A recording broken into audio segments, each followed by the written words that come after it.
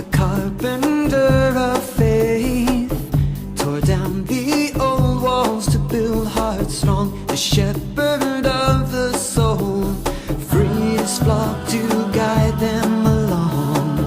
The carpenter of faith tore down the old walls. Assalamu alaikum wa rahmatullah.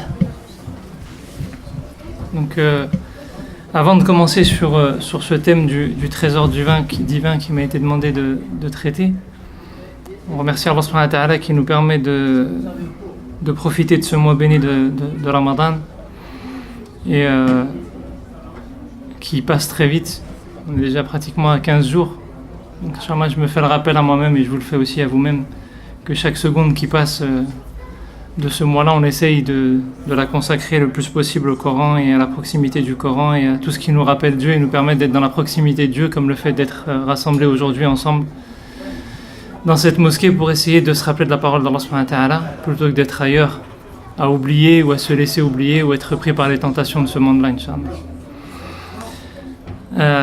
Quand on m'a demandé de traiter ce thème-là, donc il m'a été proposé plusieurs sujets et le thème, le trésor divin, le titre me plaisait beaucoup, mais en même temps c'était assez compliqué parce qu'en réalité, en pensant à ce terme-là, le trésor divin, la première chose qui me venait à l'esprit, c'était pas forcément zakat, c'était plutôt le Coran.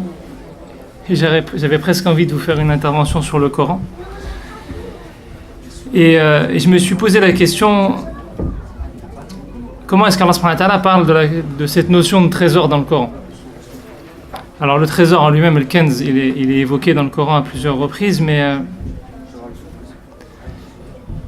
il y a un passage qui m'a interpellé en fait, où Allah subhanahu wa ta'ala conjugue la racine kanaza, donc ce qui a le plus le sens de thésauriser, où Allah subhanahu wa ta'ala il dit وَالَّذِينَ يَكْنِزُونَ الذَّهَبَ وَالْفِضَّةَ وَلَا يُنْفِقُونَها فِي سَبِيلِ اللَّهِ فَبَشِّرْهُمْ بِعَذَابٍ أَلِيمٍ. Il parle notamment de Banu Israël, des rabbins, donc de Banu Israël, qui à une certaine époque thésaurisaient l'argent et l'or, et ils ne le dépensaient pas dans la voie d'Allah subhanahu wa ta'ala, et Allah subhanahu wa ta'ala leur promet un châtiment à cause de ça. Et je me suis dit, en réalité, subhanallah, donc, le seul passage dans le Coran, cette racine conjuguée, elle vient qu'à 3 moments dans le Coran, et dans 2 versets qui sont très proches de Surat al-Tawbah, fait référence à ce châtiment-là, en fait. Au fait qu'en réalité on ne soit pas conscient de la responsabilité qu'on a d'administrer les biens qu'Allah subhanahu wa ta'ala nous offre. Et donc je vais rester en fait finalement sur cette notion de la zakat à travers le Coran, mais avant d'y arriver, je voulais simplement faire une petite introduction.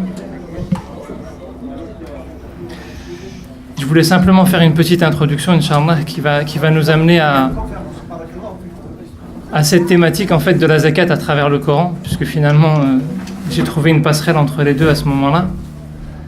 Et peut-être que certaines choses sont très répétitives par rapport à ce que vous entendez souvent, mais je pense que c'est important de se les remémorer et d'essayer de se rappeler pourquoi est-ce qu'Allah subhanahu wa ta'ala nous a imposé ce pilier, nous a imposé cette obligation, et vers quoi est-ce qu'elle doit nous emmener, Inch'Allah. Donc avant d'arriver à cette partie, Inch'Allah, il ne faut jamais oublier une chose, c'est qu'Allah subhanahu wa ta'ala nous a mis sur terre comme responsables de ce monde. On a une responsabilité, comme il dit le prophète alayhi salatu wassalam, istakhlafana fil ard, donc il nous a donné la responsabilité de la terre. Et dans cette responsabilité, on peut le voir comme un poids, on peut le voir comme quelque chose qui soit un fardeau pour nous, mais en réalité c'est une grande faveur qu'Allah subhanahu wa ta'ala nous donne. Puisqu'on sait que toutes les créatures adorent Allah subhanahu wa ta'ala, consciemment ou inconsciemment. C'est-à-dire qu'elles n'ont pas besoin de raisonner, autrement dit, elles adorent Allah subhanahu wa ta'ala, qu'elles le veuillent ou non. Nous, on a cette chance, et subhanallah, c'est véritablement une chance, de pouvoir choisir Dieu. Parce que tout dans la législation islamique sert à nous amener à être libre de notre choix, pour pouvoir choisir Allah subhanahu wa ta'ala ou choisir un autre désir. Celui qui ne veut pas adorer Allah subhanahu wa ta'ala, faman sha'a falyu'min wa man sha'a falyakfur. Mais pour nous amener à être libre de choisir. On ne doit pas se laisser asservir, On doit faire en sorte que les gens aient les moyens financiers de pouvoir subvenir à leurs besoins. On doit faire en sorte qu'il n'y ait pas de tyrannie qui s'installe dans la société. On doit faire en sorte que le cadre de vie permette aux gens, ça résonne, permette aux gens de pouvoir choisir librement. Et quand ils choisissent, Allah subhanahu wa ta'ala, en fait, c'est le meilleur des dons et c'est le plus grand des dons par rapport à tout le reste de la création. Ça résonne beaucoup, hein, non? Ou c'est moi qui... Ah d'accord, ok, j'avais pas compris, Inch'Allah. C'est le meilleur des dons, puisque c'est ce qui nous permet de... Enfin, ce cadeau qu'Allah subhanahu wa ta'ala nous offre, à la différence des autres créatures, c'est quand on prend la conscience d'Allah subhanahu wa ta'ala, on goûte aussi cette saveur de nous faire le pas d'aller vers Allah subhanahu wa ta'ala, d'avoir cette volonté. Même si c'est Dieu qui nous amène, même si c'est Dieu qui va nous mettre sur la voie, on va exprimer nous une volonté de vouloir aller vers Dieu. Ce que les autres créatures n'ont pas la chance d'avoir. Et cette saveur-là, quand on fait tawbah, quand on se rend compte qu'on est en train de partir loin, quand on prend conscience d'Allah subhanahu wa ta'ala, vous vous rappelez tous de ce moment-là, qui nous arrive peut-être plusieurs fois même dans nos vies. Ce moment-là où on fait le choix d'aller vers Allah subhanahu wa ta'ala, c'est une grande faveur. Et cette faveur-là, Allah subhanahu wa ta'ala, il nous a donné cette faveur en nous donnant, donc je disais, cette responsabilité sur terre.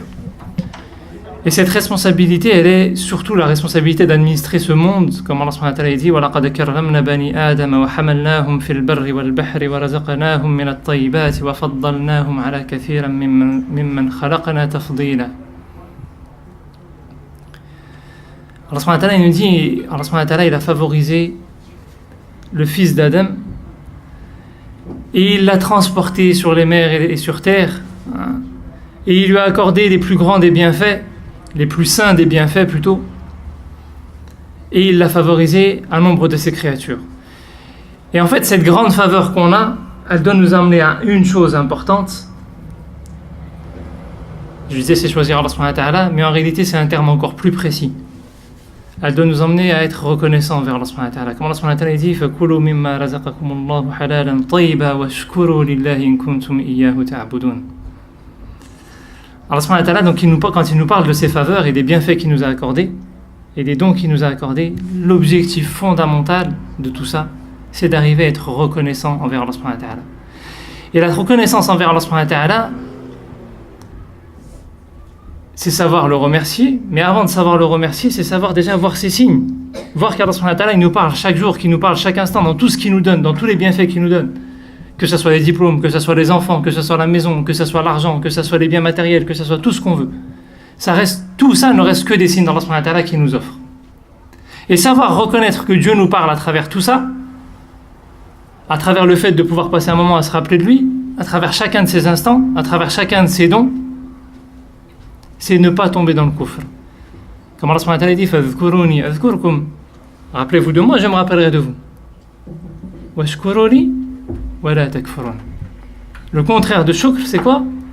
C'est de ne pas tomber dans le kufr. Et le kufr, c'est laisser les voiles tomber, ne plus reconnaître qu'Allah subhanahu wa ta'ala s'adresse à nous. Pourquoi est-ce que je parle de ça en préambule? Parce que fondamentalement, quand on parle de la zakat, on parle véritablement d'une école qui va nous apprendre à reconnaître la puissance d'Allah subhanahu wa ta'ala, qui va nous apprendre à reconnaître les signes d'Allah subhanahu wa ta'ala, qui va nous apprendre à reconnaître qu'on dépend d'Allah subhanahu wa ta'ala, qui va nous apprendre à reconnaître les bienfaits qu'Allah subhanahu wa ta'ala nous donne, qui va nous apprendre à reconnaître les responsabilités que Dieu nous offre, parce que même dans ces responsabilités, c'est un moyen de se rapprocher de lui. Et donc, la zakat, comme d'autres enseignements dans le message de l'islam, mais celui-là plus particulièrement, et on verra ça en détail, Inch'Allah, par la suite, c'est la véritable richesse que Dieu nous offre. D'ailleurs, Allah subhanahu wa ta'ala, il dit dans un verset du Coran وَمَا أَتَيْتُ مِنْ زَكَاةٍ تُرِيدُونَ بِهِ وَجْهَ اللَّهِ فَأُولَٰئِكَ هُمُ الْمُضْعِفُونَ. Toute zakat que vous versez, mais il donne une spécificité, en recherchant, dans la traduction littéraliste, on va dire, le visage d'Allah subhanahu wa ta'ala, mais en recherchant Allah subhanahu wa ta'ala, ce sont ceux-là qui sèment la graine qui va pousser, qui va germer, qui va grandir. Ce sont ceux-là qui font grandir et qui multiplient plutôt, qui accroissent leurs œuvres et qui accroissent les bienfaits qu'ils ont. Pourtant, quand on donne zakat, on sort quelque chose, on se détache de quelque chose, on a moins que ce qu'on avait. Et Allah subhanahu wa ta'ala, il dit le fait qu'on puisse donner en ayant la conscience d'Allah subhanahu wa ta'ala, le fait qu'on puisse donner pour Dieu, le fait qu'on arrive à se détacher de quelque chose qui est attractif, parce que ce monde, il est attractif. Parce que ce monde, il est plein de passion, il est plein de désirs.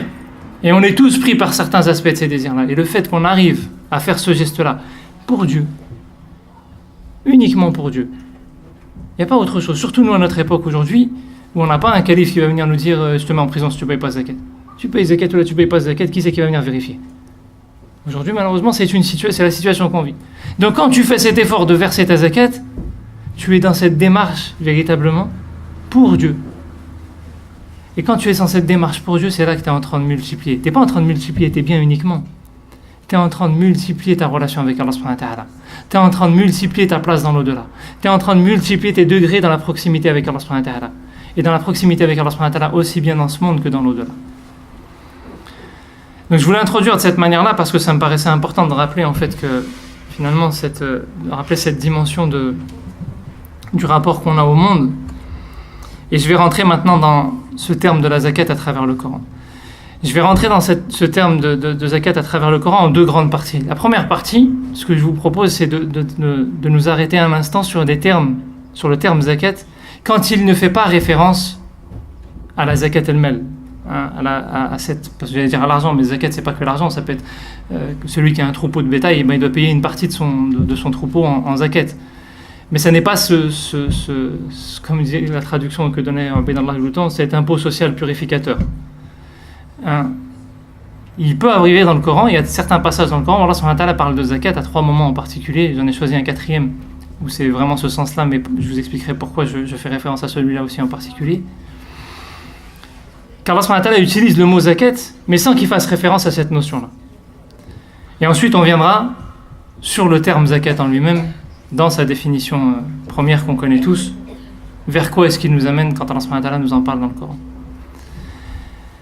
Donc dans cette première partie, donc dans les dérivés en fait finalement du sens de la zakat, on sait qu'étymologiquement la zakat c'est aussi bien ce qui purifie que ce qui accroît. Et on va voir qu'Allah subhanahu wa ta'ala quand il parle de ces dérivés, il insiste sur la notion de la purification. Le premier terme qu'on va retrouver dans le Coran, Allah subhanahu wa ta'ala, c'est dans Surat Al-Kahf, quand Allah subhanahu wa ta'ala dit فَأَرَدَنَا أَن يُبْدِلَهُمَا رَبُّهُمَا خَيْرًا مِنْهُ زَكَاةً وَأَقْرَبَ رُحْمًا.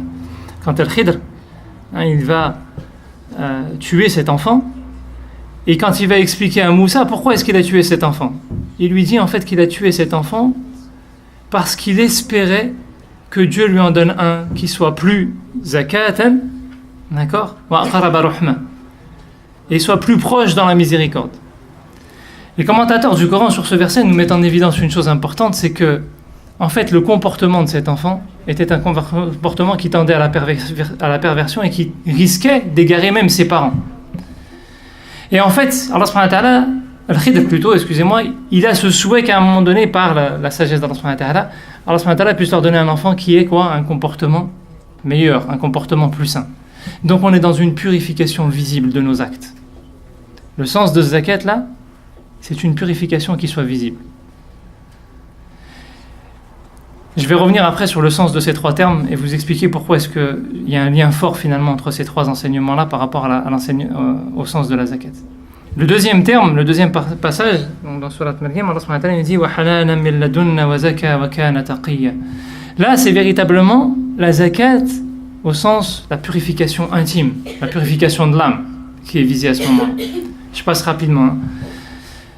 La troisième notion importante, c'est dans Surat Al-Mu'minun, quand Allah subhanahu wa ta'ala il dit, quand il décrit le Mu'minun, il nous décrit plusieurs caractéristiques de le Mu'minun. Et l'une des caractéristiques, il nous dit وَالَّذِينَ هُمْ لِلزَّكَاةِ فَاعِلُونَ. Ceux qui font action de zakat. Et là, les commentateurs nous disent que cette action de zakat, certains vont dire que c'est le paiement de la zakat, mais là, beaucoup de commentateurs mettent en évidence, notamment Al-Gharib al-Isfahani, ils mettent en évidence que c'est un autre sens qui est visé là, c'est la capacité à se remettre en question. Le fait de faire cette œuvre de zakat, c'est la capacité à se remettre en question. Dans ces 3 termes, en fait, quand on regarde, et on a véritablement une école même de l'islam à ce niveau-là, il y a la capacité finalement à être vigilant à nos œuvres extérieures, à purifier nos œuvres extérieures. On pourrait se dire que cheminer, c'est d'abord parler de son cœur, parler de spiritualité, parler de foi, parler de l'âme. Et on se rend compte en fait en réalité même que les 5 piliers sont des choses qui sont très visibles. On prie, c'est visible. On dire sa zakat, c'est visible. C'est des choses qui ont un impact social. Même Ramadan, ça a un impact social. Regardez, les mosquées sont pleines. Donc on fait des choses qui sont très visibles, même qui vont avoir un impact sur notre corps, ou qui vont avoir un impact sur les gens. Et Allah subhanahu wa ta'ala nous dit, la première des démarches, c'est cette démarche visible. C'est-à-dire que même si ton cœur n'est pas encore enraciné dans la foi, il faut que tu sois vigilant. Et là, je vais arriver sur ces enseignements de la zakat. Comment est-ce que tu acquiers tes biens? Avant même de se poser la question, de savoir comment tu vas payer ta zakat, à qui tu vas la payer ou quoi que ce soit. En réalité, zakat, elle nous interpelle. Au moment où on va payer zakat, si tu payes sur quelque chose où tu as volé, si tu payes sur quelque chose où tu as escroqué, si tu payes sur quelque chose où tu es en train de faire le filou. Je vous donne juste une anecdote, subhanallah, qui s'est passée cet après-midi. J'ai été acheter des choses dans un magasin. Et le frère chez qui j'ai acheté les choses, je rentre, donc je prends deux objets. Il me dit, je te fais un prix. Je lui ai rien demandé. Il me dit, je te fais un prix, je te fais tant sur ce truc-là, tant sur ce truc-là. J'étais étonné, je lui dis, barakallahu fik. Quand il voit mon étonnement, là, excusez-moi, je rentre peut-être dans l'interprétation de pourquoi est-ce qu'il a agi de cette manière-là. Il voit mon étonnement, il me dit, ah mais non, je t'ai fait trop de prix, je peux pas. Donc là, je suis un peu étonné. Il me dit, je fais moins. Je dis, moi, il n'y a pas de problème, c'est pas demandé, mais il voit que là, je commence à me crisper dans le sens où, attends, tu m'annonces une chose, après tu me dis autre chose, alors que moi, j'ai même pas parlé avec toi. Après, il me dit, non, mais attends, je vais faire autre chose. Et il me donne un prix intermédiaire. Et le frère, je le regarde, je lui dis, écoute, Harry, je vais te dire simplement une nasiha. On était à 2 ou 3 euros près entre les deux prix, il n'y avait rien d'extraordinaire. Je lui dis, mon frère, le prix que tu me donnes, je vais te le donner. Tu m'aurais pas fait de prix, je t'aurais payé. Mais quand tu t'engages sur quelque chose, tiens ton engagement, mon frère. Ne t'amuse pas avec tes clients, Tu t'es engagé à quelque chose, tiens-le. Tu peux pas t'engager, ne t'engage pas, ne vends pas, c'est mieux, c'est pas grave. Mais ne joue pas à ça. Le frère cherchait à rentrer dans la justification, je lui dis, Harry, il n'y a pas de problème. Même s'il faut payer le prix total, je te fais juste une nasiha. Entends-la, prends-la, réfléchis-la demain, réfléchis-la ce soir. Pourquoi est-ce que je dis ça? C'est que on en arrive, par ce monde-là, même sur 1 euro, parfois on va rentrer dans des calculs, dans des choses où finalement on se perd dans l'amour de ce monde-là. Ça ne va pas changer notre fortune 1 euro ou 2 euros. Je ne porte pas de jugement sur le frère, et pourquoi il l'a fait à ce moment-là. Ça nous est tous arrivé à un moment donné d'être pris par ce monde. Et de se laisser emporter par ce monde-là, et de se laisser partir dans des calculs. Et le problème, c'est quand c'est ça. C'est minime. Le pas du retour, il est facile. Mais parfois, ça va loin. On s'autorise des choses qu'on ne devrait pas s'autoriser. On se permet des choses qu'on n'aurait pas le droit de s'autoriser. Alors que la sagesse de des compagnons du prophète, la sagesse du prophète, la sagesse de nos grands savants, c'était le wara'. C'était ce scrupule. Je crois que c'est Ahmed ibn Hanbal, vous me corrigez si je me trompe sur l'anecdote et le récit, qui, lorsqu'il était sorti de prison, le gouverneur voulait lui verser une rente. Et il refusait de prendre une rente qui venait de l'État, d'un gouverneur qu'il considérait comme injuste. Et le gouverneur lui dit, je la propose à tes enfants. Il dit, mes enfants sont libres de choisir. Et il la propose à ses enfants. Ses enfants l'acceptent. Par scrupule, il n'a jamais dit que c'était haram. Mais par vigilance sur lui-même, il s'est interdit à partir de ce moment-là de manger le repas que ses enfants lui amenaient. Il allait leur rendre visite, il les invitait chez lui, mais quand il allait leur rendre visite, ils ne mangeaient pas. C'est-à-dire qu'ils allaient même jusqu'à s'interdire eux-mêmes, sans le rendre haram pour les gens, des choses par précaution. Et on a une tendance malheureusement aujourd'hui à avoir l'inverse, à s'autoriser des choses, je ne sais pas c'est quoi le terme, par des fatwas qu'on se fait tout seul dans notre tête. Et là, c'est là que ça devient dangereux. Le premier élément important que nous enseigne la zakat, c'est qu'on soit vigilant sur l'aspect visible des choses, sur le rapport qu'on a à ce monde-là, sur la manière de gérer nos affaires, sur la manière de gérer nos biens matériels, sur notre relation au travail, sur comment on se comporte avec son employeur. J'ai pris 1 heure, mais c'est pas grave. Vous savez, le temps de travail, il n'appartient pas à notre employeur. Le temps, il appartient à Allah subhanahu wa ta'ala. Mais à partir du moment où on prend des engagements de réaliser certaines choses, il faut être scrupuleux et vigilant. Ou alors on ne s'engage pas, je ne suis pas capable. Mais quand on s'engage, il faut avoir ce scrupule et cette vigilance à « j'ai pris un engagement ». C'est le premier niveau. Le deuxième niveau, qui est évoqué dans le second verset que j'évoquais tout à l'heure, c'est que cette vigilance-là, et c'est l'école du cheminement spirituel, elle doit nous amener à une interrogation de cœur. Et quand on paye zakat, au moment où on paye zakat, on s'interroge, certes, d'où il vient cet argent. C'est pas juste un calcul, d'où il vient cet argent. Et on revient vers le cœur. Parce que si j'ai dévié, c'est qu'à un moment donné, mon cœur, il a dévié. Comme il dit le prophète dans le hadith, ألا وإن في الجسد مضغة إذا صلحت صلح الجسد كله وإذا فسدت فسد الجسد كله ألا وهي القلب. Si le cœur il dévie, tout le corps il va dévier. Donc si à un moment donné j'ai dévié, c'est qu'il y avait un problème dans mon cœur quelque part. Et on doit s'interroger dans la relation que notre cœur a avec Allah subhanahu wa ta'ala. C'est le deuxième niveau. Et le troisième niveau, qui est évoqué dans وَالَّذِينَ هُمْ لِلزَّكَاةِ فَاعِلُونَ, c'est qu'on doit avoir cette capacité de remise en question. Au moment où on fait ce travail-là, qu'est-ce qu'on doit enclencher comme changement pour revenir à un mode de vie plus sain? Ça ne veut pas dire qu'on va y arriver. Mais le problème, c'est que pris dans notre routine de tous les jours, on n'enclenche plus de processus pour essayer de changer, pour essayer de se remettre en question, pour essayer de revenir à un mode de vie plus sain. Et le fait qu'Allah subhanahu wa ta'ala nous impose des choses comme la prière, comme Ramadan, ce mois béni, c'est pour qu'à un moment donné, le fait que tu ne consommes pas toute la journée, pourquoi toute l'année on n'arrive pas? Pourquoi est-ce que toute l'année on se sent obligé de consommer tout et n'importe quoi? Pourquoi est-ce que pendant Ramadan, finalement, on n'a que quelques heures et on arrive à passer, même dans ces quelques heures, à prier même la nuit? Ça devrait nous interroger sur notre comportement le reste de l'année. Et Allah subhanahu wa ta'ala, il fait qu'il y a ces moments-là où on se remet en question. Et dans le zakat, c'est pareil. Pourquoi est-ce qu'à ce moment-là, j'arrive à donner et que toute l'année, je suis attaché, je deviens dépendant, passionné? Pourquoi est-ce à ce moment-là où je dois donner, je me pose la question de cet argent, qu'est-ce que j'en ai fait, d'où il vient? Et pourquoi est-ce que le reste de l'année, je ne me pose pas la question? Je caricature, j'espère qu'on se pose tous la question. Inch'Allah. Mais est-ce qu'on se la pose assez? Est-ce qu'on se la pose suffisamment? Et le dernier verset que je voulais mettre en évidence, qui par contre fait référence à la question de zakat spécifiquement, mais sous une forme un peu différente, puisque c'est l'ordre de verset zakat qui est visé là, et donc je voulais le mettre à part, parce qu'il a véritablement une dimension forte. Allah subhanahu wa ta'ala dit en parlant de Luqman, et donc en tout cas dans ce passage-là, Allah subhanahu wa ta'ala il met en évidence quoi? Le fait d'ordonner le paiement de la zakat et de prier Allah subhanahu wa ta'ala, d'être en lien avec Allah subhanahu wa ta'ala, parce que salat c'est le fait d'être en lien avec Allah subhanahu wa ta'ala. Il dit, Allah subhanahu wa ta'ala, il était parmi les agréés auprès d'Allah subhanahu wa ta'ala. Et là on passe à une autre dimension, c'est-à-dire qu'il y a le fait de payer le zakat, mais on arrive à une époque où malheureusement beaucoup de gens ne payent pas le zakat. Beaucoup de gens ne savent même pas qu'on doit payer le zakat.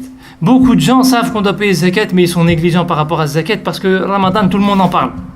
Et tout le monde sait qu'il y a le mois de Ramadan qui rentre et tout le monde sait qu'il y a le mois de Ramadan qui sort. La prière, elle est 5 fois par jour. Donc même si tu pries pas, ça t'interpelle. Tu vois les gens qui prient 5 fois par jour, tu as toujours quelqu'un dans ta famille qui va prier à un moment ou à un autre, tu vas toujours croiser quelqu'un qui va prier. C'est tellement régulier que pour passer au travers, c'est compliqué.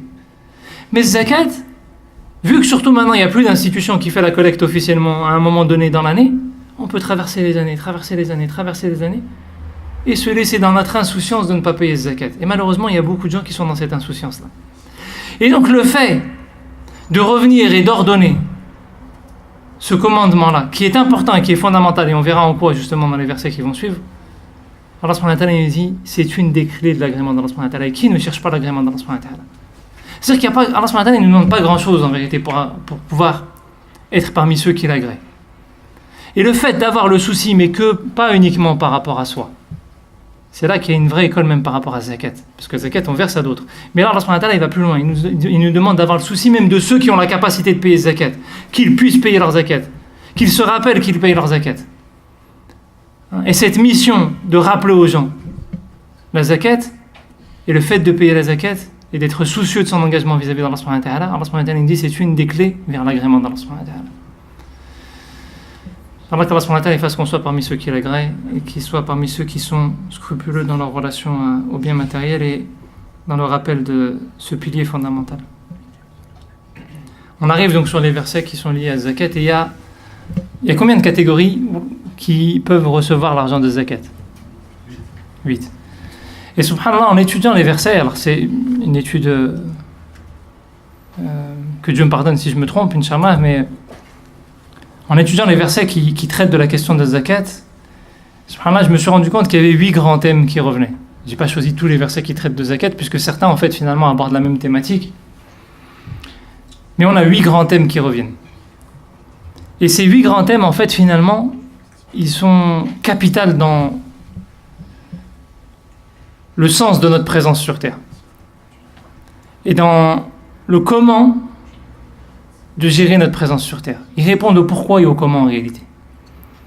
Zakat Allah, s'il nous a imposé ce pilier fondamental, c'est pas pour rien. Et il nous a dit dans les différents versets, en corrélant, en liant cette notion de zakat à d'autres notions à chaque fois, il nous a donné des enseignements fondamentaux qui vont nous permettre, Inch'Allah, de nous rappeler, puisqu'en fait finalement je ne vais pas vous dire grand chose de nouveau, si ce n'est vous rappeler des choses que vous connaissez certainement tous, mais nous rappeler ces choses qui sont fondamentales et que malheureusement on oublie. Et c'est pour ça qu'on a besoin de s'en rappeler, et c'est pour ça qu'on prie 5 fois par jour, et c'est pour ça qu'on jeûne le Ramadan, parce qu'on oublie et qu'on a besoin tous de se rappeler.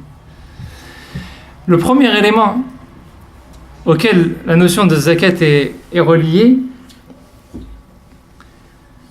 c'est le lien avec Allah subhanahu wa ta'ala et notamment la prière. Allah subhanahu wa ta'ala nous dit وَأَقِيمُوا الصَّلَاةَ وَآتُوا الزَّكَاةَ وَارْكَعُوا مَعَ الرَّاكِعِينَ. Dans un autre verset, il nous dit فَأَقِيمُوا الصَّلَاةَ وَآتُوا الزَّكَاةَ وَاعْتَصِمُوا بِاللَّهِ هُوَ مَوْلَاكُمْ. Dans le premier verset, Allah subhanahu wa ta'ala il nous dit, et on sait que dans le Coran, très souvent quand Allah subhanahu wa ta'ala parle de zakat, il nous parle de la prière. Les deux sont très souvent étroitement liés.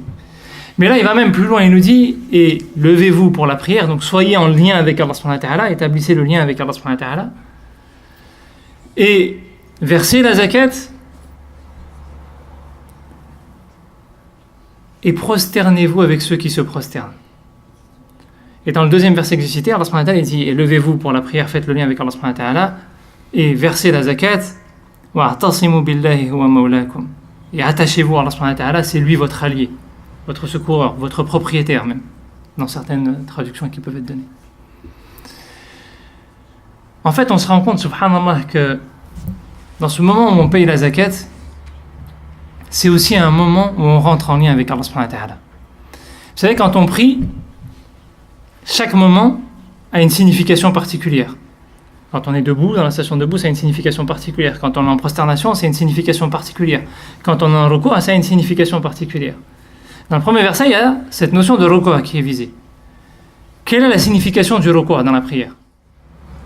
À votre avis même, vous n'êtes pas obligé d'avoir la bonne réponse. Mais de toute façon, ça reste, ce que je vais vous dire n'est qu'une interprétation de certains savants qui ont pensé que c'était cette signification-là. Allah subhanahu wa ta'ala, Dieu seul sait.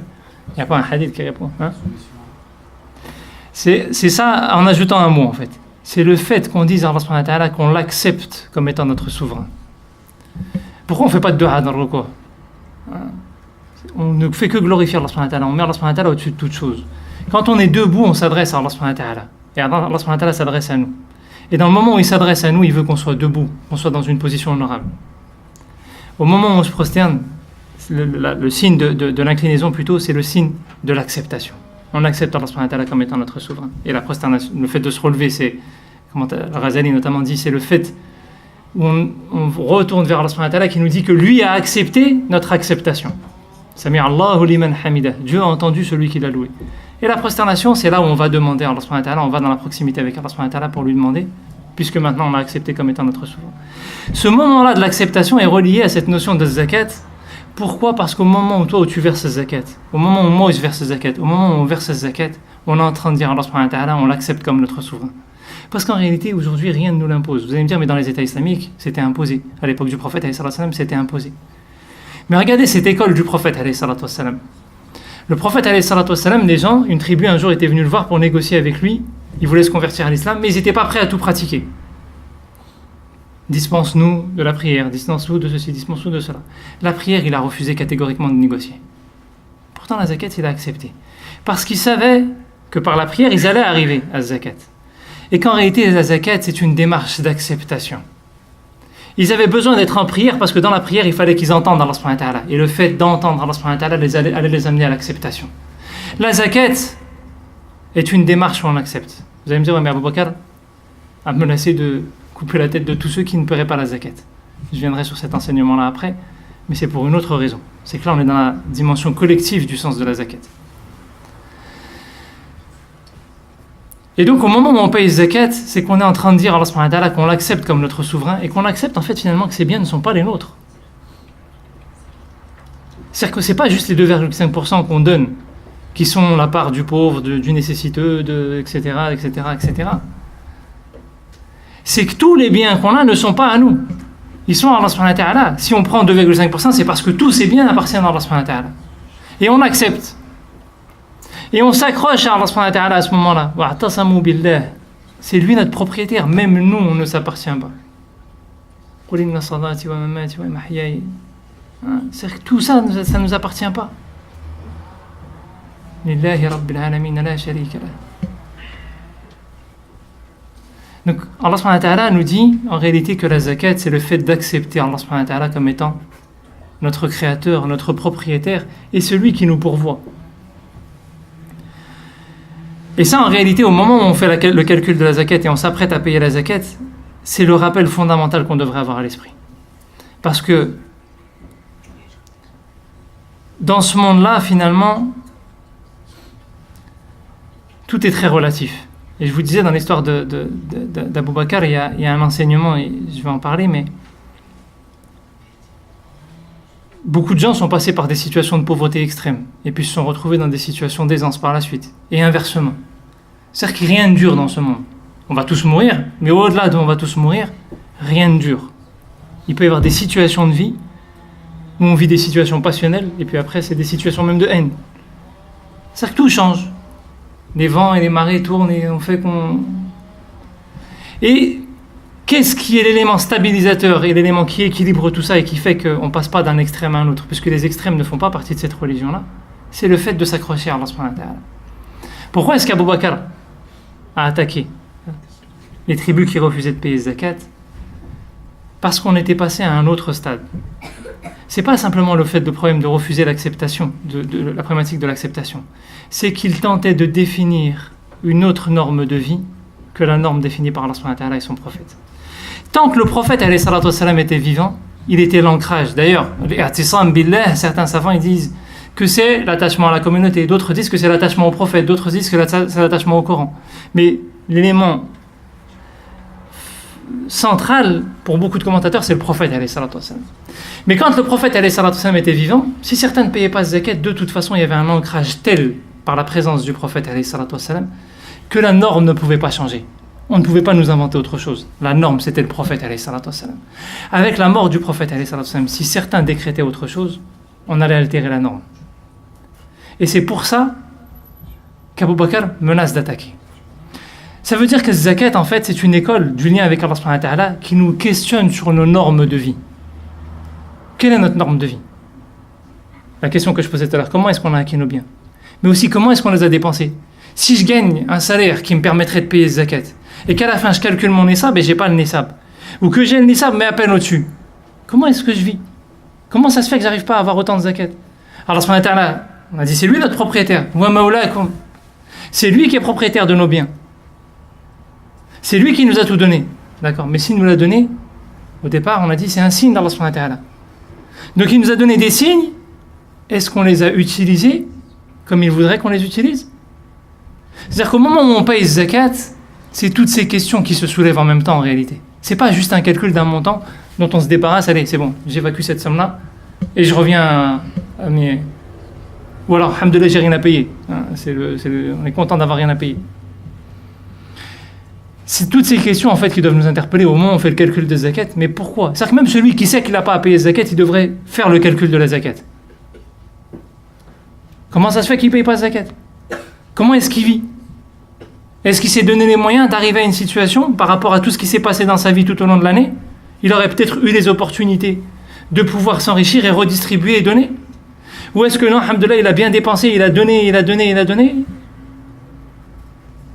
Comment est-ce qu'on vit finalement?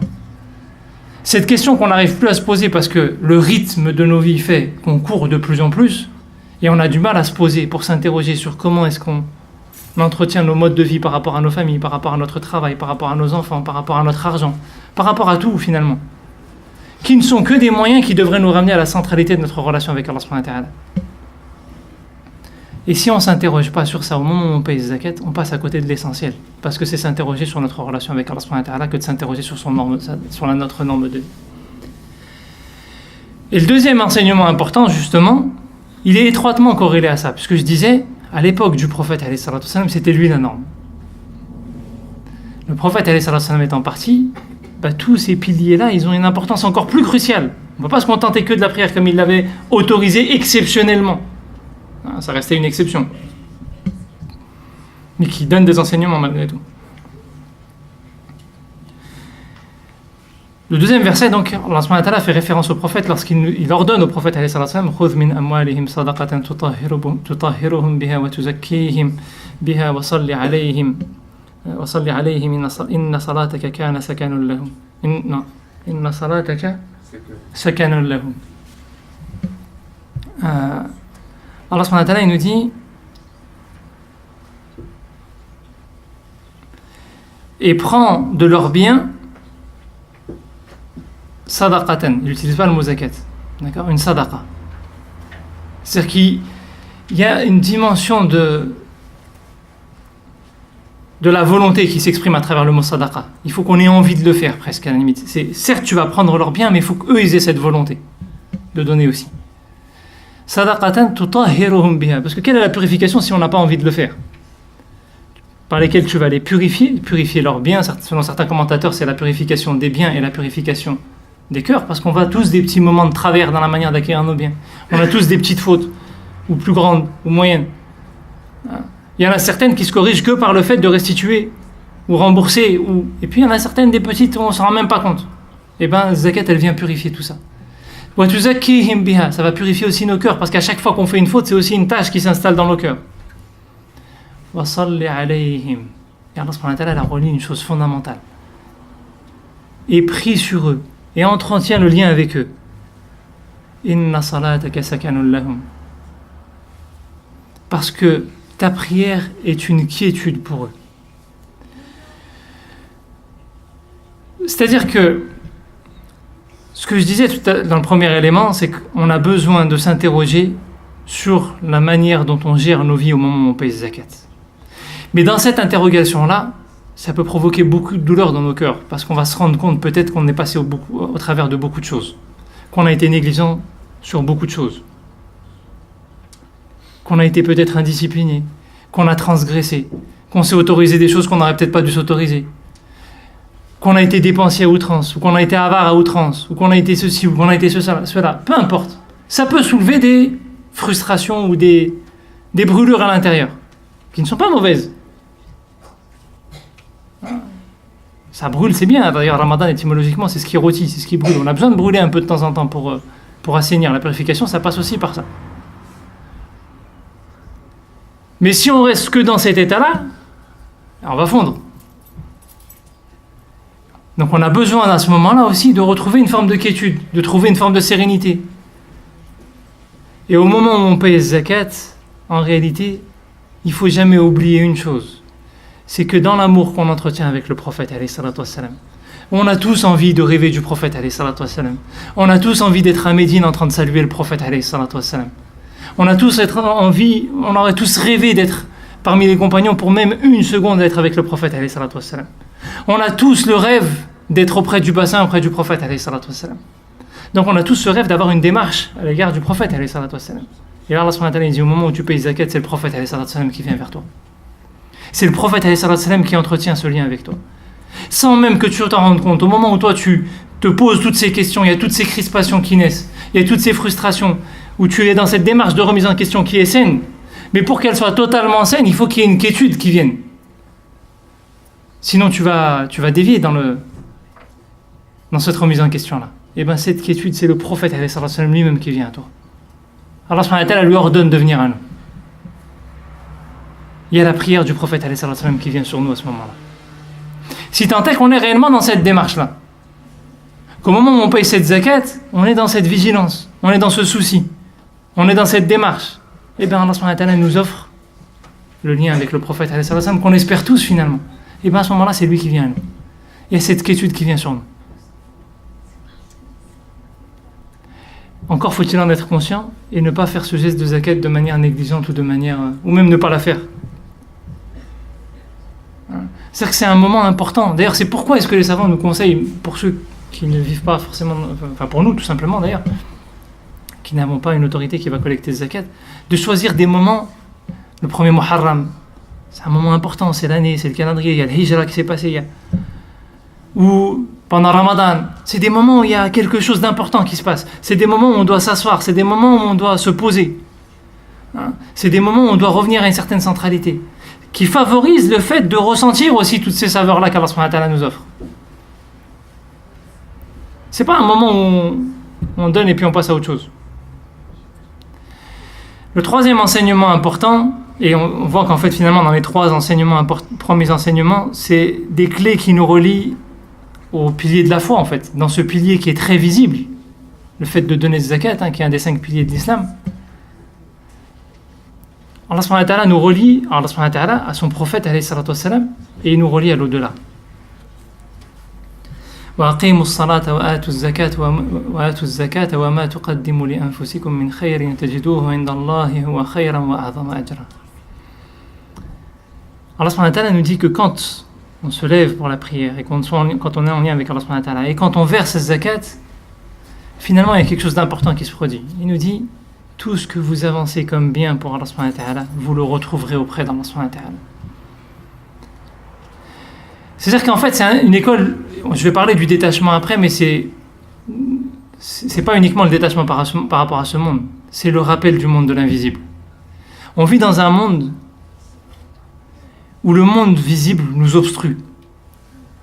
J'avais fait une conférence l'année dernière sur un sujet qui était proche de celui-là, où je mettais en évidence le fait qu'on n'arrive même plus à voir les signes de Dieu. On marche la nuit, il y a tellement de lumière qu'on voit même plus qu'il y a une lune. On est dans une atmosphère en fait où on se rend même plus compte qu'il y a des arbres, qu'il y a une rahma. Vous allez à la campagne, vous sentez une rahma qui se dégage. Aujourd'hui, on voit du béton de partout, Et bien tous ces éléments-là, ils ont une influence sur notre cœur. Et ils ont une influence sur la perception qu'on a du monde. Enfermé dans un rythme de vie cloisonné où notre temps il est entrecoupé, où notre relation à nos voisins elle est entrecoupée, où les rues elles nous séparent plus qu'elles nous relient en réalité. On est tellement enfermé qu'on n'arrive plus à entretenir de liens. Et le fait de ne plus arriver à entretenir de liens fait qu'en fait, on s'enferme de plus en plus. Et quand on s'enferme de plus en plus, on cherche de plus en plus à maîtriser le peu qu'on a. On pense qu'on peut contrôler tout ça. Tous les événements de nos vies, celui qui a une épreuve, celui qui a un travail, celui qui a une difficulté, celui qui a tout ça, on rentre dans des calculs et des calculs et des calculs et des calculs et des calculs et des calculs, on cherche à tout maîtriser. On n'arrive plus à relâcher en faisant confiance à Allah subhanahu wa ta'ala. Alors que le zakat, c'est l'école de ta confiance en Allah subhanahu wa ta'ala. Toi, tu es dans tes calculs de faut que j'achète ceci, il faut que j'achète une voiture, il faut que j'achète cela, Allah subhanahu wa ta'ala dit donne 2,5%. Et cette école de donne 2,5%, c'est donne plus.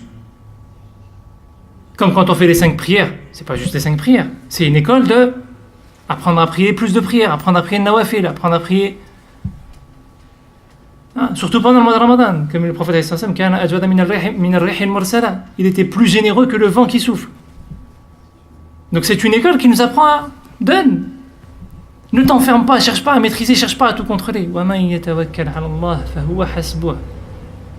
Celui qui a confiance en Allah, Dieu lui suffit. C'est-à-dire que le monde de l'invisible, et ce qu'il y a de plus important dans le monde de l'invisible, c'est Allah, il te suffit. Pourquoi ? ومن يتوكل على الله فهو حسبه إن الله بالغ أمره قد جعل الله لكل شيء قدرا. Certes, Dieu va faire parvenir ça, son ordre, son commandement, et il a donné à chaque chose la destinée.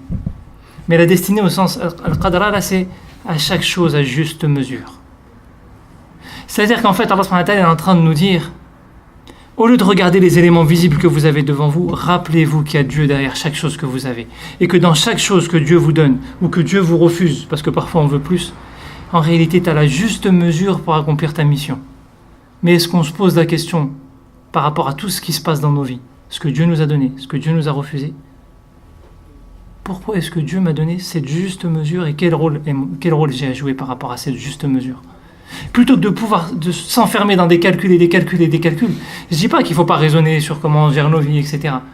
Mais le problème, c'est qu'on vit dans une société où on porte ça à l'extrême et on oublie de revenir vers Allah subhanahu wa ta'ala, qui a un sens au-delà de ça, qui ne va pas forcément parler à ma raison, qui va parler à mon cœur. Allah subhanahu wa ta'ala, il va débrider des choses.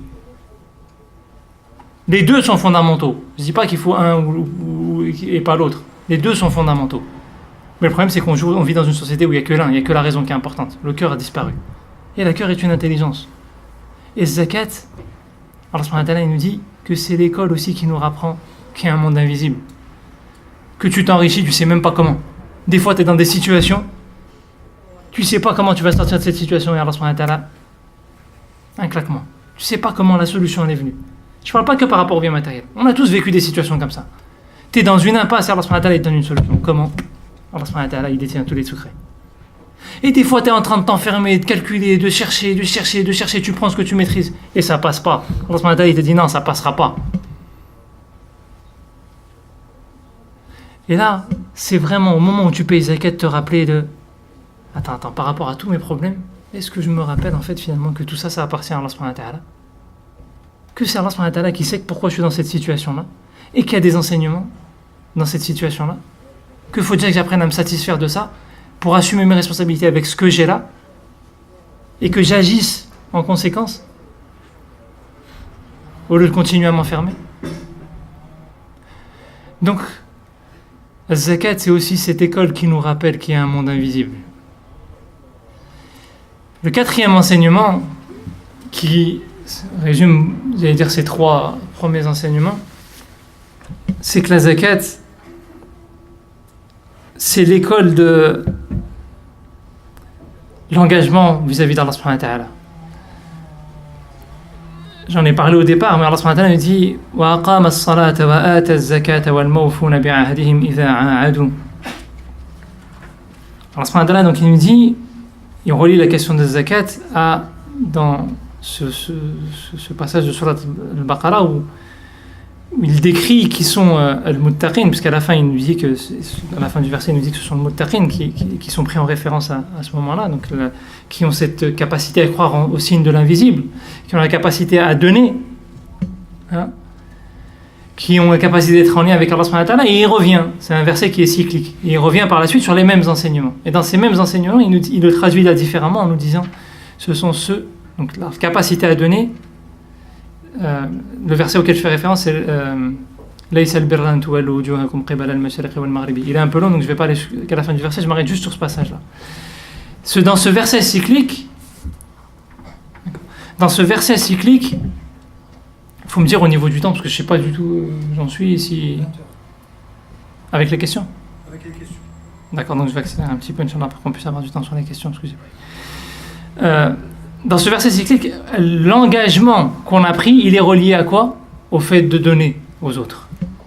Et donc en fait, notre engagement vis-à-vis d'Allah subhanahu wa ta'ala, le pacte qu'on a pris avec Allah subhanahu wa ta'ala, c'est quoi? C'est qu'on a pris l'engagement de vivre dans ce monde et d'entretenir le lien avec lui. La prière, c'est ça, fondamentalement. Allah subhanahu wa ta'ala a mis une lumière en nous, et quelle que soit la situation de vie dans laquelle on est, en vérité, elle est voulue par Allah subhanahu wa ta'ala, et elle doit nous permettre d'être en lien avec lui.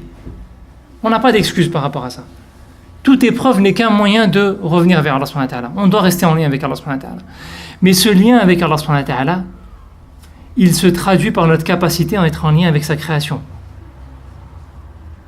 Hein? Puisque les lumières d'Allah subhanahu wa ta'ala, Nourun ala nour, yahdillahu li nourihi. Tout ce verset, Allah subhanahu wa ta'ala, il nous apprend dans ce verset-là que la lumière qui descend dans nos cœurs, elle nous permet de rejaillir sur le monde. Et d'être en lien avec le monde. Et l'une des manières d'être en lien avec le monde, c'est d'avoir le souci de l'autre. Parce que quand on paye zakat, on doit avoir le souci, à qui je vais donner zakat? Qui a besoin? Même quand c'est une institution qui collecte zakat, on doit avoir le souci, mais cette institution, à qui elle reverse? On n'a pas le droit de donner comme ça sans se poser la question, sans demander des comptes à l'institution qui collecte. Même les compagnons, même les tribus, à l'époque du prophète, à l'époque des califes, ils venaient réclamer. Pourquoi t'as donné plus à un tel? Pourquoi t'as donné plus à telle tribu? Pourquoi t'as donné plus de butin? Pourquoi t'as donné plus de zakat? Il y avait souvent ce genre d'échange avec le prophète, il y avait souvent ce genre d'échange avec les califes.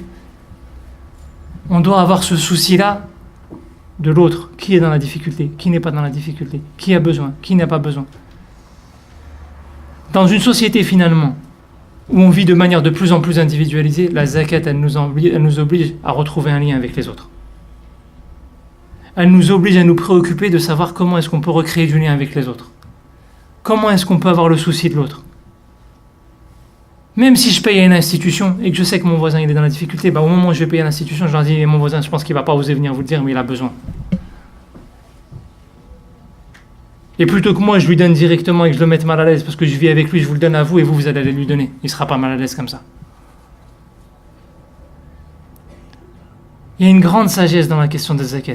Il y a des clés fondamentales où le fait qu'on passe par le calife à l'époque du calife, mais aujourd'hui par l'institution, c'est le moyen d'avoir le souci de l'autre, mais sans asservir l'autre. Parce qu'au moment où tu donnes toi à l'autre directement, tu installes un pouvoir. Le fait de passer par l'institution fait que tu n'installes pas ce pouvoir-là. Encore faut-il que tu aies le souci d'être vigilant sur ce que fait l'institution. Parce que l'institution peut devenir un pouvoir dangereux. Et que tu lui demandes des comptes. Et donc, zakat, c'est l'école du lien qui nous relie tous, parce qu'on est tous reliés à Allah subhanahu wa ta'ala. Dans cette société où on est en train de perdre nos liens, où on vit, on fait nos 8 heures de travail, on ne connaît même pas nos collègues de travail. On n'ose même plus parler avec eux, on n'ose même pas leur parler de Dieu. Tellement on vit dans une société qui a mis que des barrières. La chose qui est la plus importante dans nos vies, Allah subhanahu wa ta'ala, combien de gens n'arrivent pas à parler avec ceux avec qui ils passent le plus de temps de la chose qui est la plus importante pour eux. C'est pas dramatique ce mode de vie dans lequel on est tombé? Ce qui est le plus important dans nos vies, Allah subhanahu wa ta'ala, on n'ose pas en parler avec ceux avec qui on passe le plus de temps. Avec ceux qu'on croise peut-être le plus souvent, qui vivent sur le même palier, sur un palier en face de nous. Zakat, elle nous impose finalement d'avoir ce souci de l'autre. Parce qu'au moment où tu as ce souci de l'autre, tu casses une barrière. Parce que déjà, tu es obligé de te préoccuper. Est-ce que ça va vraiment? Est-ce que ça va pas tant que ça? Est-ce que, jusqu'à quelle hauteur, comment je peux aider? Et au moment où tu casses cette barrière, tu crées un lien. Ce qui nous amène d'ailleurs au 5e enseignement dans les versets, où Allah subhanahu wa ta'ala relie la zakat à la question de la da'wa. Allah subhanahu wa ta'ala dit وَقُولُوا لِلنَّاسِ حُسْنًا وَأَقِيمُوا الصَّلَاةَ وَآتُوا الزَّكَاةَ. C'est-à-dire qu'en fait, finalement, dans la démarche de zakat,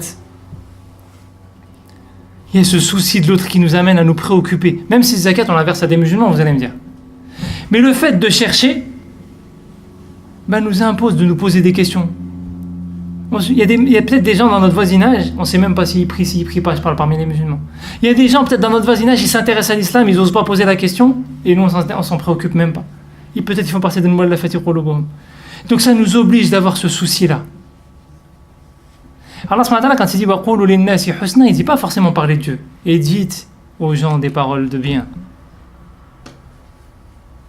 On ne parle plus. Même dans nos maisons, là, je ne vais même pas aller aussi loin. Dans les familles, il n'y a même parfois plus de discussion entre les parents et les enfants. Il n'y a plus de discussion entre le mari et le conjoint. Ou avec les parents, avec les grands-parents, On vit dans une société qui coupe tout. Parce qu'en individualisant et en coupant, on coupe le lien qui nous relie à Allah subhanahu wa ta'ala. Et en coupant le lien qui nous relie avec Allah subhanahu wa ta'ala, on laisse la place à Shaitan et on laisse la place à la perversion. Et donc, zakat, c'est aussi cette école-là qui nous oblige. Au moment où je paye zakat, mais attends, est-ce que vraiment j'ai été scrupuleux? Est-ce que vraiment je me suis posé la question? Est-ce que si j'arrive à ce stade de la zakat, c'est peut-être parce que je n'ai pas donné à mon voisin qui avait déjà besoin pendant l'année? Ou est-ce que si j'arrive pas à payer zakat, c'est parce que j'ai dépensé à outrance? Est-ce que je peux me permettre de dépenser à outrance alors que mon voisin, je ne sais même pas s'il a faim ou s'il n'a pas faim? Et donc ça ne m'interpelle pas que sur ce rapport que j'ai à l'argent. C'est est-ce que je communique avec les gens qui sont autour de moi? Est-ce que je communique même avec ma famille? Peut-être que dans nos familles, il y a des gens, ils sont loin de tout ça encore, même par rapport à zakat, par rapport à la prière, par rapport à tout ça. Mais avant même, parfois on se focalise sur la prière, il ne veut pas prier, il ne veut pas prier. وَقُولُوا لِلنَّاسِ حُسْنًا وَأَقِيمُوا الصَّلَاةَ وَآتُوا الزَّكَاةَ. Tu veux donner zakat, tu veux faire en sorte d'arriver à faire en sorte que les gens donnent zakat, tu veux faire en sorte que les gens arrivent à faire leur prière parmi tes proches. Dis-leur des paroles douces. Accompagne-les. Sois dans le lien avec eux. Mais il y en a dans la société où on veut tout aller tout vite. On ne veut pas faire les efforts. Je te l'ai dit déjà. On aime bien prendre les raccourcis alors que c'est dans le temps. Dans le fait de vivre ensemble. De passer du temps ensemble. Et on a le temps. Parce qu'Allah subhanahu wa ta'ala, c'est lui qui décrète de toute façon. Nous, on ne va pas changer la face du monde. On a le temps. Il ne paye pas zakat aujourd'hui, il ne la paye pas l'année prochaine, il ne la paye pas dans 3 ans. Et bien qu'on prenne ce temps d'être avec les gens. Et Inch'Allah, ça va changer. 6e enseignement important, et qui est évident, et j'en parlais au départ, c'est que la zakat, c'est l'école du détachement. Allah subhanahu wa ta'ala, il dit لَإِنْ أَقَمْتُمُ الصَّلَاةَ وَآتَيْتُمُ الزَّكَاةَ وَآمَنْتُمْ بِرُسُلِي وَعَزَّرْتُمُوهُمْ وَأَقْرَضْتُمُ اللَّهَ قَرْضًا حَسَنًا لَأُكَفِّرَنَّ عَنْكُمْ سَيِّئَاتِكُمْ. Allah subhanahu wa ta'ala, il dit, et si vous vous levez pour la prière, et que vous donnez la zakat, et que vous portez foi en mes prophètes, et que vous les soutenez, وَأَقْرَضْتُمُ اللَّهَ قَرْضًا حَسَنًا لَأُكَفِّرَنَّ عَنْكُمْ سَيِّئَاتِكُمْ. Je reviens sur la traduction de وَأَقْرَضْتُمُ اللَّهَ قَرْضًا حَسَنًا.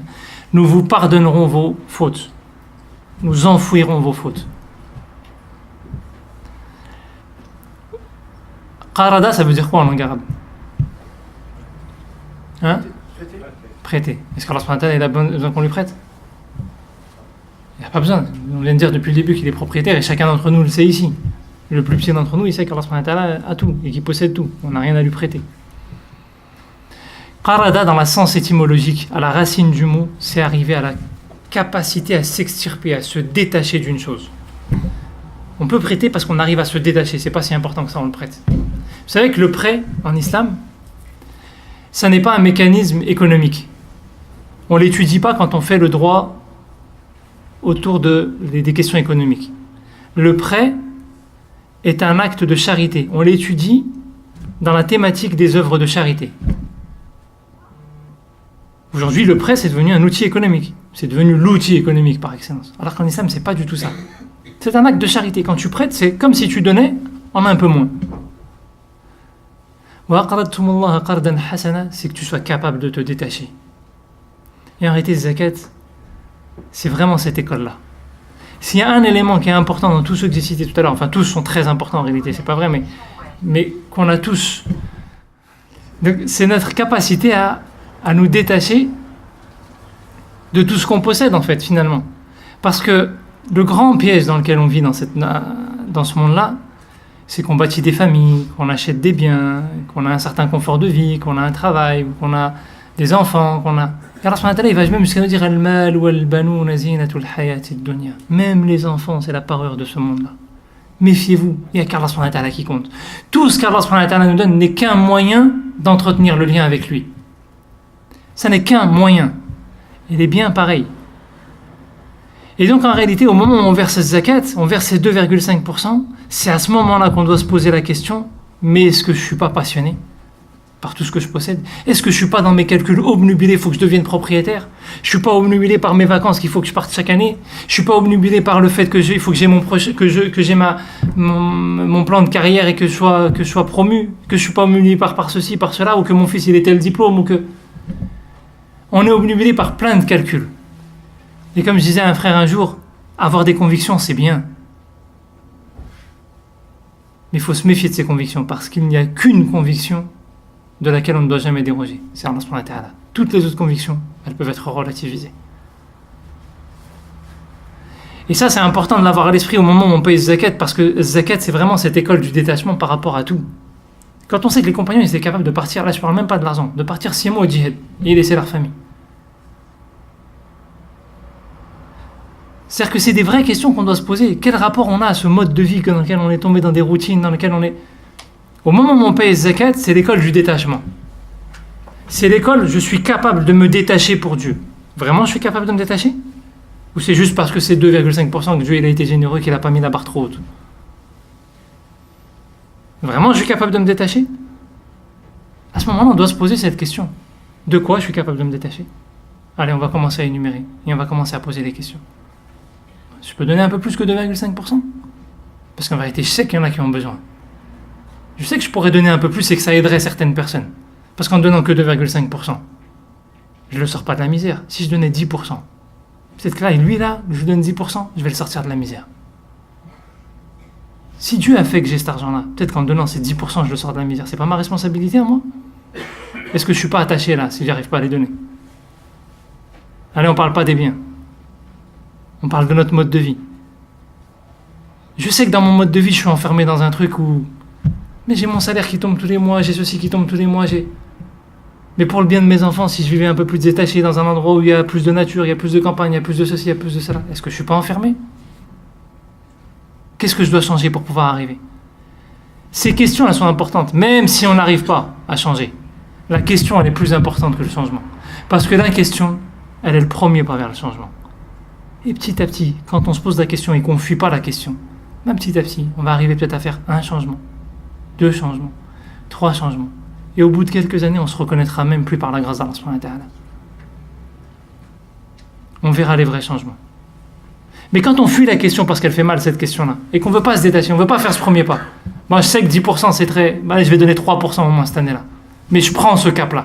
J'arrive pas, je sais que j'arrive pas, je suis conscient de mon défaut, et je vais commencer ce pas-là pour arriver dans quelques années à donner ces 10%. Et à sortir chaque année quelqu'un de la misère. quand on ne fuit pas la question et qu'on essaye d'y aller, et qu'on ne fait pas de ce calcul de la zakat un geste anodin, où on ne réfléchit même pas, où on se pose la question. Vous savez, dans le fait, Allah subhanahu wa ta'ala, il aurait pu rendre la chose très simple. Il nous met des calculs, parce que nous on parle de 2,5%, mais celui qui a des brebis, celui qui a des bovins, celui qui a des chameaux, oh là là, on va rentrer dans des calculs, celui qui a des terres, celui qui a des... Oh là là, les calculs, ça devient compliqué. Comment est-ce que je calcule ma zakat? Et celui qui a une entreprise avec ses stocks, avec ses machins, avec ses trucs. Et celui qui est associé avec même des musulmans et des non-musulmans dans la société, etc. Et donc là, on soulève plein de questions. Donc il y a des questions, mais il y a des réponses. Je ne suis pas en train de dire c'est... Il y a des réponses. Quelqu'un qui sait calculer la zakat, il va vous la calculer. Mais pourquoi est-ce qu'il met tous ces calculs et cette complexité-là? Pour que ce ne soit pas simple, justement. Que tu sois obligé de te poser au moment où tu calcules ta zakat. Même si tu n'as pas à la payer, il faut que tu te poses la question. Que tu sois obligé de te poser et de t'interroger. Pourquoi j'en arrive au stade où je ne paye pas la zakat? Pourquoi est-ce que j'en arrive à payer la zakat? Tous ces calculs-là font que ça va t'obliger à t'interroger sur ton mode de vie et ta capacité à te détacher de ce mode de vie-là pour aller vers un mode de vie qui soit encore plus sain. Je ne dis pas que le mode de vie il est corrompu, mais on a tous quelque chose à assainir. Personne n'est dans la perfection. Le fait qu'il y ait tous ces calculs, Allah subhanahu wa ta'ala, il t'impose de prendre le temps de t'interroger. C'est comme l'héritage. Pourquoi il y a tous ces calculs? Il vient d'avoir un décès. Prenez le temps. Réinterrogez-vous là. Il y a quelque chose d'important qui vient de se passer. Il y a un lien social important à entretenir. On va prendre le temps. Le calcul, il n'est pas important en soi en vérité. Allah subhanahu wa ta'ala, il n'a pas besoin de tous ces calculs-là. Il nous les impose pour qu'on soit obligé de redescendre et de revenir vers quelqu'un qui sait calculer. Quelqu'un qui sait calculer, c'est quelqu'un qui a la connaissance religieuse, juridique. Et donc, en même temps, on peut peut-être avoir des conseils à ce moment-là. Mais pas uniquement sur le montant de la zakat, aussi sur notre mode de vie. Donc, il y a un impact. Le moment du calcul de la zakat, c'est un moment presque sacré, important, dans lequel on va se poser. Et on se remet en question. Et justement, le 7e élément, qui est étroitement lié au précédent, je ne sais pas si vous avez remarqué, mais à chaque fois, il y a un lien de corrélation qui nous amène au suivant. La zakat, c'est l'école du changement de mode de vie. Parce que comme je dis, personne ne vit dans un mode de vie parfait. Et Allah subhanahu wa ta'ala, il nous dit فَإِن تَابُوا وَأَقَامُوا الصَّلَاةَ وَآتَوُا الزَّكَاةَ فَخَلُّوا سَبِيلَهُمْ. Et dans un autre verset, il dit فَإِن تَابُوا وَأَقَامُوا الصَّلَاةَ وَآتَوُا الزَّكَاةَ فَإِخْوَانُكُمْ فِي الدِّينِ. Et s'ils se repentent, donc s'ils reviennent vers Dieu, s'ils reviennent vers Dieu et qu'ils... La description de revenir vers Dieu, c'est le fait d'entretenir ce lien avec Allah subhanahu wa ta'ala à travers la prière et de verser zakat, donc d'entretenir le lien avec Allah subhanahu wa ta'ala à travers la relation qu'on a avec les autres. Allah subhanahu wa ta'ala dit, c'est bon, laisse-les. Ils sont revenus vers Dieu, ça y est, laisse-les. Et plus que laisse-les, ils sont devenus vos frères, ça y est, le lien il est rétabli. Le mode de vie il est enclenché, le changement de mode de vie il est enclenché. Quand Allah dit c'est ça, ad-din, dans le sens le mode de vie là, qui est vraiment juste, qui est vraiment adapté, qui est vraiment le meilleur, le plus sain. Donc c'est une école où on doit changer nos modes de vie. Zakat, c'est vraiment cette question-là. Là, on est en plein Ramadan, on se pose ces questions. On est dans la relation avec le Coran, on se pose ces questions. Et bien au moment où on va tous faire notre calcul, même celui qui est convaincu qu'il n'a pas à la payer, il faut qu'il s'assoie et qu'il se pose la question. Voilà mes rentrées toute l'année. Ce que je trouve d'extraordinaire dans la fatwa de Cheikh Qaradawi, qui propose de la payer mensuellement, c'est qu'il te dit chaque mois tu vas calculer tes rentrées et tu vas calculer tes dépenses. Et tu vois les incohérences de tes dépenses. Mais il y a des trucs qui sont superflus. Ah, là il y a un truc qui ne va pas. C'est-à-dire qu'il a, même si c'est un avis minoritaire, il a mis le doigt sur quelque chose de fondamental en réalité dans ce zakat qu'on n'arrive plus à vivre. Et c'est pour ça que je trouve sa fatwa très pertinente, même si c'est un avis minoritaire, parce qu'elle est très adaptée à notre mode de vie d'aujourd'hui. Où chaque mois ça t'oblige à te reposer. Attends, elle est où l'incohérence? Et ça, normalement, chacun, même celui qui sait qu'il n'a pas à la payer, il doit se poser la question. Il fait le calcul. C'est quoi mes rentrées ce mois-ci? C'est quoi mes sorties? Ah, il y a un truc qui ne va pas là. Est-ce que je ne suis pas en train de me laisser aller? Est-ce que je n'ai pas eu l'opportunité de? Est-ce que je n'ai pas ceci? Est-ce que je n'ai pas cela? L'école de l'islam, c'est l'école où on s'interroge. Le cheminement spirituel, le premier pas dans le cheminement, c'est quand on commence à se poser la question. Mais quand on commence à se poser la question, ça n'est pas pour maîtriser et chercher à avoir des réponses. On se pose la question pour se rappeler que c'est Dieu qui a toutes les réponses. On se pose des questions pour revenir vers Dieu et s'en remettre à Dieu et changer notre mode de vie en espérant que Dieu nous permette d'avoir un réel changement. Avoir cette volonté de changement pour que Dieu réalise le changement. C'est vraiment ça l'école de Zakat et l'école en réalité des 5 piliers de l'islam.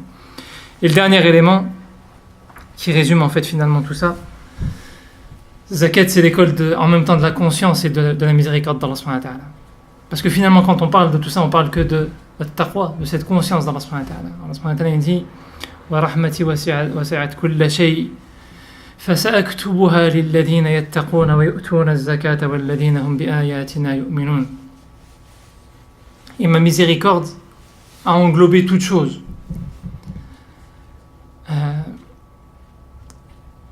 Je la prescris à ceux qui ont at-taqwa. At-taqwa, c'est cette conscience vigilante, cette conscience d'Allah subhanahu wa ta'ala. Et qui verse zakat. Et là, Allah subhanahu wa ta'ala la relie même par la prière. Et qui verse zakat. Ils mettent taqwa et qui verse zakat. وَالَّذِينَ هُمْ بِآيَاتِنَا يُؤْمِنُونَ. Et ceux qui ont foi en nos signes. Donc il encercle zakat par cette conscience vigilante et avoir foi en les signes d'Allah subhanahu wa ta'ala. Et il nous dit ceux qui sont dans cette démarche-là, Allah subhanahu wa ta'ala les couvre de sa miséricorde. Il leur promet. C'est-à-dire qu'en fait, finalement, cet enseignement de zakat, c'est quoi? C'est qu'on ait cette capacité à ne pas se laisser porter par les vents. Qu'on ait cette capacité, malgré qu'on vive dans une société où personne ne va venir me dire pourquoi t'as pas payé zakat. Qu'on est dans cette société où on peut se laisser porter comme on veut. Où on est dans cette société où tout est entrecoupé, tout est divisé. Et bien que la conscience d'Allah subhanahu wa ta'ala qu'on a en nous, elle nous amène à cette vigilance sur tout ce qu'Allah subhanahu wa ta'ala nous a offert. Sur comment est-ce qu'on l'entretient. Et quand je dis tout ce qu'Allah subhanahu wa ta'ala nous a offert, c'est les moyens matériels, mais c'est aussi nos familles. C'est aussi nos voisins à qui on peut donner. C'est aussi les pauvres qu'on croise. C'est aussi les gens qui sont dans la difficulté qu'on croise. C'est aussi ceux qui œuvrent fi sabilillah et qui demandent. Tous ces gens qu'on croise, Allah subhanahu wa ta'ala nous en fait cadeau. Ce sont des signes d'Allah subhanahu wa ta'ala. Et on a foi en ces signes-là. On a foi en les signes du Coran.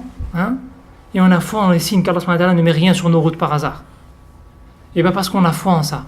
Et qu'on est dans une démarche vigilante, la zakat elle prend tout son sens. Et là on prend le sens de pourquoi est-ce qu'on doit se poser, notamment en ce mois de Ramadan, pour s'interroger sur notre mode de vie en réalité. Pas simplement calculer notre zakat. S'interroger sur notre mode de vie et s'interroger sur notre relation à Allah subhanahu wa ta'ala. Et s'interroger donc sur la relation qu'on a les uns vis-à-vis des autres et sur la relation qu'on a avec les biens matériels qu'Allah subhanahu wa ta'ala nous a offerts, pour essayer de retrouver une démarche plus saine dans toutes ces dimensions-là, afin d'assainir nos cœurs dans la relation avec Allah subhanahu wa ta'ala. Allah nous permette d'être parmi ceux qui ont un cœur sain et qui retrouveront Allah subhanahu wa ta'ala avec un cœur sain et qui respectent l'engagement de la zakat et qui comprennent ses enseignements et qui les appliquent. The carpenter of faith tore down the old walls to build hearts strong. The shepherd of the soul freed his flock to guide them along. The carpenter of faith tore down the old walls to build hearts strong. The shepherd